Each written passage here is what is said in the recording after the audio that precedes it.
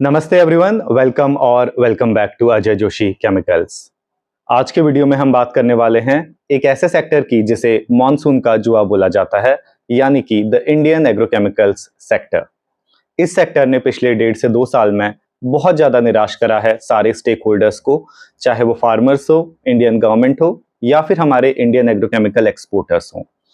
In today's video we will deep dive क्या कारण थे इस सेक्टर के डाउनवर्ड ट्रेजेक्ट्री में जाने के, और क्या ये सेक्टर फाइनली टर्न अराउंड के लिए निकल चुका है।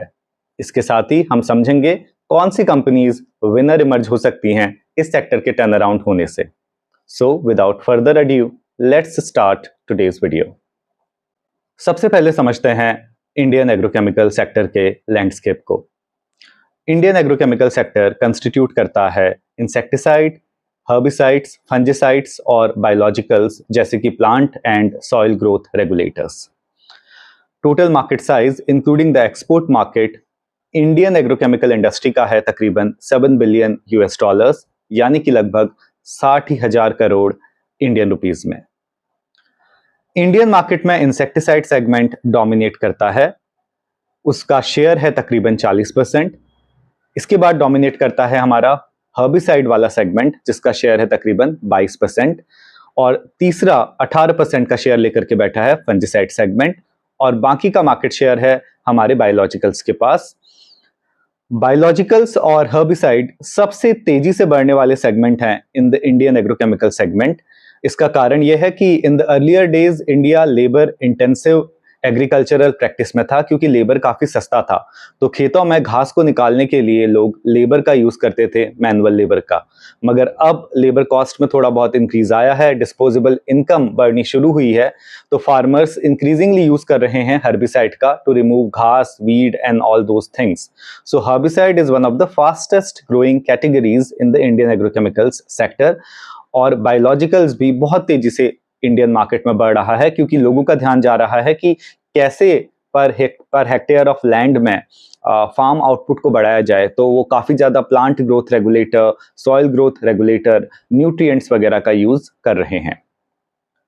अब थोड़ा सा एक बेसिक अंडरस्टैंडिंग में दे देता हूं about the Indian agrochemicals sectors value chain.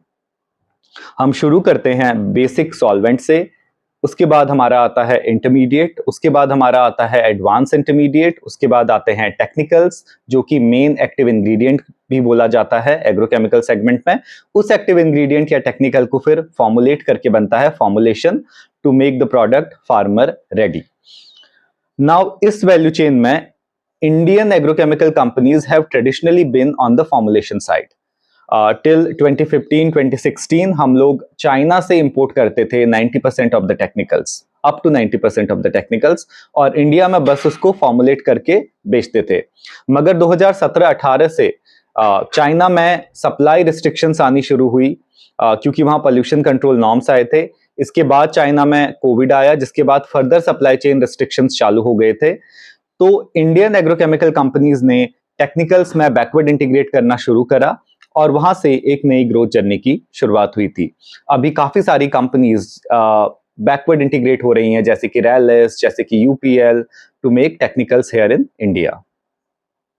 Before we dive into the turn around part of the video और कौन सी कंपनीज अच्छा करने वाली हैं, आइए समझते हैं कि क्यों पिछले 1.5 से 2 साल में इस सेक्टर ने अंडर परफॉर्म किया है, निराश किया है लोगों को। सबसे पहला कारण था ग्लोबल डीस्टॉकिंग। ग्लोबली इतनी ज्यादा एक्सेस इन्वेंट्री हो गई थी एग्रोकेमिकल्स की, particularly in the US and the Latin American market, चाहे वो डिस्ट्रीब्यूटर्स हो, चाहे वो मैन्युफैक्चरर्स हो, सबके पास ऑन एन एवरेज 120 से 150 डेज की इन्वेंट्री थी।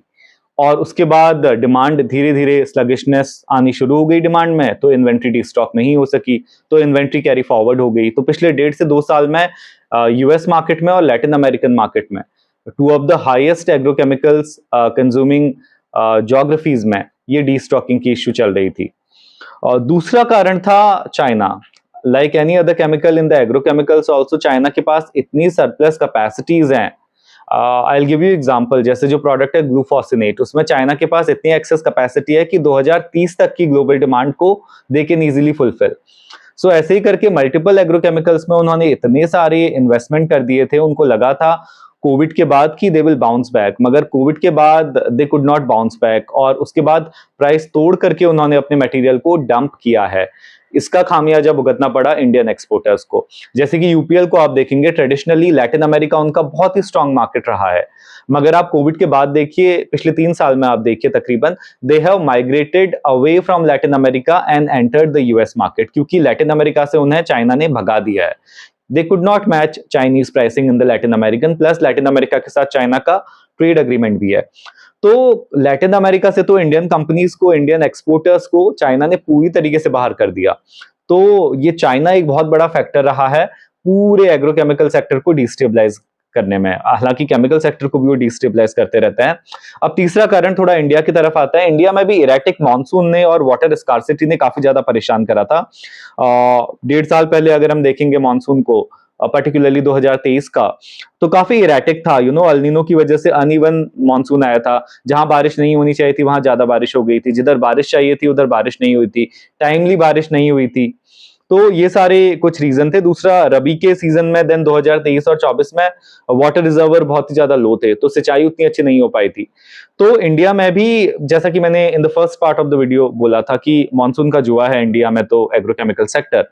तो इरेटिक मानसून की वजह से काफी नेगेटिवली डोमेस्टिक डिमांड भी हुई थी। चौथा कारण फिर आ जाता है कि रॉ मटेरियल की प्राइसिंग ना पिछले 2 साल में काफी ज्यादा बढ़ गई। जैसे कि क्रूड ऑयल इंटरमीडिएट जो होते हैं, ऑयल प्राइसेस काफी ज्यादा इरेटिकली बिहेव कर रहे हैं। रशिया यूक्रेन की वजह से भी कोविड के बाद से काफी ज्यादा वॉलेटिलिटी थी, तो काफी ज्यादा सॉल्वेंट और इंटरमीडिएट के प्राइसिंग फ्लक्चुएट हो रहे थे। और अनफॉर्चुनेटली वो इंक्रीज आप फार्मर्स को पास ऑन नहीं कर सकते हो, क्योंकि कंपटीशन इतना ज्यादा है कि फार्मर्स स्विच कर जाएंगे। It is the same situation like FMCG. दूसरा ये था कि जो नॉन ऑर्गेनिक रॉ मटेरियल्स थे, जैसे कि येलो फास्फोरस, उसका प्राइस अगर आप देखोगे 2023 में उसका प्राइस भी आई थिंक 30 से 40% ऊपर चले गया था, which is the essential raw material. तो रॉ मटेरियल प्राइस इंक्रीज बहुत ज्यादा हुआ था। ऑन द अदर साइड आप एंड प्रोडक्ट का प्राइसिंग फार्मर्स को पास ऑन नहीं कर सकते हो। तो बेसिकली ये 4 कारण थे। एक तो ग्लोबल डिस्टॉकिंग, दूसरा चाइनीज डंपिंग, तीसरा weak monsoon in India and lower water reservoir level, और चौथा आपका कॉस्ट इन्फ्लेशन जो कि मटेरियल कॉस्ट है। इसके साथ साथ पांचवा कारण जो कि मैं कॉस्ट इन्फ्लेशन में ही डाल देता हूं वो है लॉजिस्टिक्स कॉस्ट। लॉजिस्टिक्स कॉस्ट भी बहुत ज्यादा, शिपिंग फ्रेट अगर आप देखेंगे पर्टिकुलरली 2023 के सेकेंड हाफ में काफी ज्यादा वॉलेटाइल थे और ऑल टाइम हाई चले गए थे। सो इन कारणों की वजह से पूरा का पूरा सेक्टर ही डिस्टेबलाइज हो गया था। मार्जिन के लिए कोई स्पेस ही नहीं बचा था। ओके, अब आते हैं कि क्या ये सेक्टर फाइनली टर्न अराउंड के लिए रेडी है या फिर टर्न अराउंड हो चुका है। I would say it is the beginning of the turn around. इस साल और अगले 1 से 1.5 साल में ये सेक्टर काफी अच्छा करने वाला है। अगर आप लोग मेरे टेलीविजन इंटरव्यूज को फॉलो करते हैं तो वहां पर भी मैंने बोला था कि H2 2025 से ही इंडियन एग्रोकेमिकल सेक्टर का रिवाइवल होगा। सो टाइम हैज कम। थोड़े बहुत ग्रीन शूट्स हमें दिखने शुरू हो गए हैं। एक्सपोर्ट में काफी अच्छी वॉल्यूम ग्रोथ हमें दिख रही है। डोमेस्टिकली भी कंपनीज को काफी अच्छी डिमांड दिख रही है। मॉनसून टाइमली आया है, टाइम से थोड़ा पहले ही आ गया है। बारिश अच्छी हो रही है, पेस्ट इन्फिल्ट्रेशन काफी अच्छा हो रहा है। सो डोमेस्टिक डिमांड भी स्ट्रांग है और एक्सपोर्ट मार्केट से भी वॉल्यूम ग्रोथ आनी शुरू हुई है। रॉ मटेरियल्स के प्राइसेस भी काफी ज्यादा स्टेबलाइज हो चुके हैं। शिपिंग और फ्रेट कॉस्ट भी नीचे आ चुकी है। They have come back to pre covid levels. So everything is good on that side also. US में डिस्टॉकिंग ओवर हो चुकी है, सो यूएस सुपर मेजर्स से अच्छी खासी डिमांड आनी शुरू हो चुकी है। मगर एक थ्रेट जो अभी भी बना हुआ है वो है चाइनीज डंपिंग का थ्रेट, क्योंकि चाइनीज इतनी ज्यादा सप्लाईज पे बैठे हुए हैं। They have to sell somewhere and they are backed by their government, so they are ready to bleed, they are ready to compromise on margins. So Chinese threat बना रहेगा, particularly in the Latin American market, in the African market, in the ASEAN market. मगर US market और India market would be the growth drivers. अभी trade agreement India के साथ अगर हो जाता है तो agrochemical sector could be one of the biggest winners. China के ऊपर 30% का जो अभी लगा हुआ है बैरियर, इंडिया एग्रोकेमिकल इंडस्ट्री के ऊपर अगर ये बैरियर कम हो जाता है, और जो मुझे स्ट्रीट से भी पता चला है, मेरे सोर्सेज से भी पता चला है कि the deal is pro agrochemical sector for India, तो Indian agrochemical exporters as well as जो क्रैम्स के प्लेयर्स हैं, इसमें कॉन्ट्रैक्ट मैन्युफैक्चरर्स हैं, जिसपे मैंने सेपरेटली एक वीडियो बनाई हुई है, दोनों ही बहुत बड़े बेनिफिशियरी होने वाले हैं। ओके, सो अब बात कर लेते हैं कुछ इंडियन एग्रोकेमिकल प्लेयर्स की, उनके लिए कैसा आउटलुक रहने वाला है। मगर उससे पहले reiterating again that this video is only for educational and informational purposes. इस वीडियो का उपयोग आप अपने इन्वेस्टमेंट रिलेटेड डिसीजंस के लिए बिल्कुल भी मत कीजिएगा। Again requesting you all to talk to a SEBI registered broker और financial advisor to take any investment related decision. देखिए बहुत सारे स्कैम हो रहे हैं, ऐसे ही आप यूट्यूब पे किसी से भी इंस्पायर होकर यूट्यूब पे कोई आकर के कुछ बोल रहा है, इंटरनेट पे कोई कुछ बोल रहा है, बहुत सारे स्कैम्स चल रहे हैं। सो अपने फाइनेंशियल डिसीजंस ऐसे सोशल मीडिया से इन्फ्लुएंस होकर के बिल्कुल भी मत लीजिएगा। Okay, so now let's talk about couple of Indian agrochemical players. UPL से शुरू करते हैं। डोमेस्टिक ग्रोथ आउटलुक यूपीएल के लिए वीक टू मॉडरेट रहेगा as per me, because I think काफी मैच्योर बिजनेस है इनका, तो थोड़ी बहुत वॉल्यूम देखने को मिलेगी मगर value growth and margin growth नहीं मिलेगी। डोमेस्टिक मार्केट में UPL would be leveraging it's portfolio, seed business जो है इसका और इसका फॉर्मुलेशन बिजनेस जो है, उन दोनों को। मगर डोमेस्टिक मार्केट में वीक टू मॉडरेट ग्रोथ ही रहेगी बिकॉज काफी ज्यादा मैच्योर बिजनेस है इनका डोमेस्टिक मार्केट में। Now coming to export market, export market में थोड़े बहुत ग्रीन शूट्स देखने को मिलेंगे, particularly in the Latin American market. वहां पर we will see a comeback of UPL because इनका एक जेवी आ रहा है बायोलॉजिकल्स में, बायोपेस्टिसाइड्स में उधर पर को। So we might see some incremental revenue coming in from the Latin American market. US market काफी अच्छा करेगा यूपीएल के लिए in the H2 of 2025, also in the H1 of 2026. New product pipeline की अगर बात करें तो UPL is doubling down on it's capacities. इन्होंने मैनकोजेब का जो क्वाटेवा का जो मैनकोजेब है उसका भी एक्विजिशन कर लिया है globally, excluding Chinese market and European market. So US market में इनका प्रेजेंस और ज्यादा स्ट्रांग हो जाएगा। इसके अलावा bio formulation, again bio side पे इनका काफी ज्यादा फोकस है। सो एसडीएचआई, फंजिसाइड, माइक्रोबियल्स, काफी स्ट्रांग पाइपलाइन है इनकी जो हमें अक्टूबर नवंबर से दिखनी शुरू हो जाएगी। कैपेसिटी एक्सपेंशन चालू है, like I said Latin America इनका एक फोकस है, ब्राजील मार्केट एक फोकस है, so watch out for that. Export में UPL might do some major turn around. Coming back to now other companies, इसमें बाय द वे इस video में मैं क्रैम्स कंपनीज के बारे में बात नहीं करूंगा and I have my notes on my mobile. तो मैं क्या करता हूं ना, usually when I go to sleep और when I wake up in the morning, सबसे पहली चीज मैं क्या करता हूं, मेरे दिमाग में कई चीजें आती हैं केमिकल सेक्टर की, तो मैं अपने मोबाइल के नोट्स में लिख लेता हूं so that it is easier to recall. So I am referring to that. अच्छा, अब रैलिस की बात करते हैं। रैलिस इंडिया, आई नो मैं इसे चैरिटी बिजनेस बोलता हूं लेकिन इंडियन डोमेस्टिक एग्रोकेमिकल सेक्टर अच्छा करने वाला है, तो इस बहती गंगा में रैलिस भी अपना हाथ धो लेगा। देखिए ब्रांड रिकॉल काफी अच्छा है इनका इंडिया में, रूरल एरिया में पर्टिकुलरली ब्रांड प्रेजेंस काफी ज्यादा स्ट्रांग है, वही टाटा का भरोसा वाली बात है। और अच्छा करने वाला है ये। इनका हर्बिसाइड और फंजिसाइड में अच्छा प्रोडक्ट पोर्टफोलियो है। क्रॉप न्यूट्रिएंट इनका काफी नेसेंट स्टेज पे अभी बिजनेस है जो कि मुझे ग्रो करता हुआ दिखेगा। इनकी डोमेस्टिक जो ग्रोथ है वो मॉडरेट रहेगी। और एक्सपोर्ट में भी रैलिस में मुझे उतना ज्यादा ग्रीन शूट नहीं दिख रहा है बिकॉज चाइनीज कंपटीशन बहुत ज्यादा है इनके जिन प्रोडक्ट में ये खेलता है, पेंडिमेथिलीन वगैरह में। सो मुझे एक्सपोर्ट ग्रोथ भी इनकी मॉडरेट दिखेगी। नए प्रोडक्ट इनके आ रहे हैं, कैपस्टोन वगैरह, जाफू वगैरह, जो कि ब्लेंड हैं in the fungicide categories, herbicide categories में। सो ये थोड़े बहुत नए प्रोडक्ट से इनका मार्जिन इंप्रूव हो सकता है, मगर अगेन ओवरऑल रैलिस के लिए मॉडरेट ही ग्रोथ रहने वाली है, इंडिया में हो या एक्सपोर्ट मार्केट में हो। Dhanuka agritech, yes, Dhanuka agritech is one of my favourites. I think काफी स्ट्रांग इसमें ग्रोथ मोमेंटम देखने को मिलेगा। मॉनसून की वजह से इनका डीलर नेटवर्क जो काफी स्ट्रांग है, they are able to sell products faster, pest infiltration काफी अच्छा है।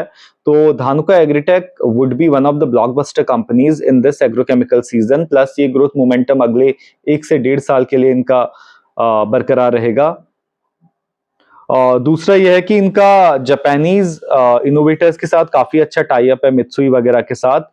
सो उनके साथ भी काफी को मार्केटिंग, को ब्रांडिंग, इनका एसोसिएशन चलता रहता है। So that is also working out in their favour. और तीसरी चीज धानुका के लिए जो अच्छा कर रहा है, काफी नए प्रोडक्ट इनके लॉन्च हो रहे हैं, जैसे शुगर केन सेगमेंट में निसान जापान के साथ इनका नया प्रोडक्ट लॉन्च हो रहा है टाइजोम ब्रांड के अंदर। So again there Japanese association is working out very well. वो कॉस्ट कंपेटिटिवनेस, वो reliability Japanese company, Japanese partner इनको प्रोवाइड करता है, प्लस इंडिया में ऑलरेडी इनका ब्रांड पेनिट्रेशन और डिस्ट्रीब्यूटर डीलर नेटवर्क स्ट्रांग है। फ्रूट्स में भी इनके मित्सुई के साथ नए प्रोडक्ट आ रहे हैं डिसाइड करके। तो काफी न्यू प्रोडक्ट इनके लॉन्चेस इंडिया में हो रहे हैं। देन स्पेन की भी एक कंपनी के साथ इन्होंने हर्बिसाइड और बायोपेस्टिसाइड के लिए टाई अप करा है। So all in all you know company is doing good. Global tie ups आ रहे हैं, company is going global but again thinking local. Bharat Rasayan again would do the same level of growth to the tunes of Dhanuka Agritech. So Bharat Rasayan would also do well. Best Agro Life, you know, asset light business model and R&D focus के साथ अभी अच्छा करेगा. I think this company is ripe for revolution. I believe कि domestic market में company very strong growth register करेगी.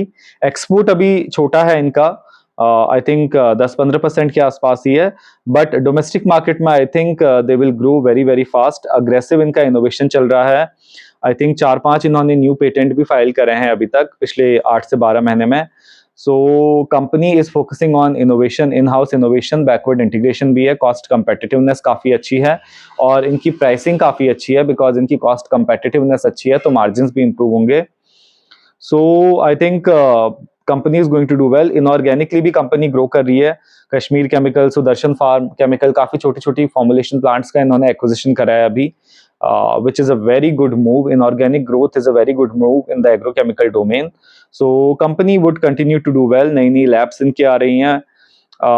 Pyroxasulfone का जो इनका खुद का लॉन्च हो रहा है. So company is doing well. I think Best Agro would also do tremendously well in this agrochemical season. Then Make Money Organics. Make Money Organics का जो 24D है उसमें थोड़ा बहुत चैलेंजेस मुझे दिख रहा है क्योंकि 24D का इनका नया प्लांट आया है दहेज में, प्लस क्लोरपाइरोफॉस में भी इन्होंने कैपेसिटी एक्सपेंड करी है. दोनों ही प्रोडक्ट में एक्सपोर्ट मार्केट में तो मुझे बहुत ज्यादा कंपटीशन दिख रहा है. डोमेस्टिक मार्केट में they will be able to survive but volume growth आएगी. सो मेक मनी के लिए मुझे वॉल्यूम ड्रिवन ग्रोथ दिख रही है, वैल्यू ड्रिवन ग्रोथ नहीं दिख रही है.